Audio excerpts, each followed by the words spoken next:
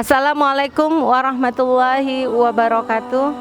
Alhamdulillahirabbil alamin, wassalatu wassalamu ala asrofil anbiya'i wal mursalin wa ala alihi washabihi ajma'in. Amma ba'. Puji syukur kehadirat Allah yang sampai hari ini kita masih diberi kesehatan, kesempatan dan umur yang panjang, sehingga kita kembali merasakan bulan Ramadan. Salawat dan salam tak luput kita sanjung sajikan kepada junjungan kita Nabi besar Muhammad sallallahu alaihi wasallam yang telah mengeluarkan manusia-manusia dari alam jahiliyah ke alam yang Islamiyah. Pemirsa Nurul Quran TV yang dirahmati Allah, bulan Ramadan kembali datang menjelang. Kaum muslimin menyambutnya dengan gembira.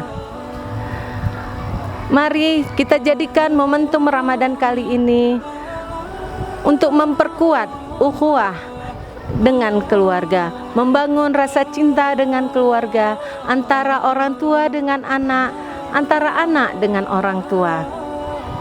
Yang selama ini rutinitas kita disibukkan dengan aktivitas di luar rumah.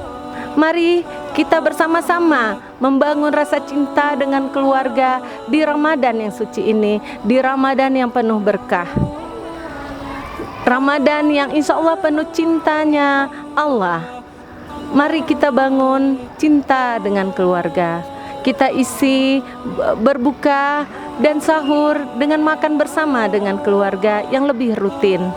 Biasanya kita tidak di satu meja makan. Kali ini ayo mari kita bersama-sama bangun rasa cinta itu dengan makan bersama, membuka komunikasi, mengobrol bersama, memperkuat ibadah bersama dengan memperbanyak membaca Al-Quran bersama anak-anak dan orang tua. Pergi tarawih bersama, sehingga insya Allah akan memberkahi Ramadan kali ini dengan rasa cinta yang lebih.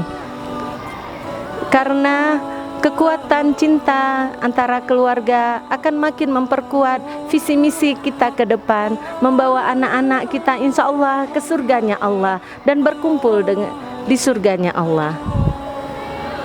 Pemirsa Nurul Quran TV yang dirahmati Allah, sampai di sini yang bisa saya sampaikan. Insya Allah kita ketemu di hari berikutnya.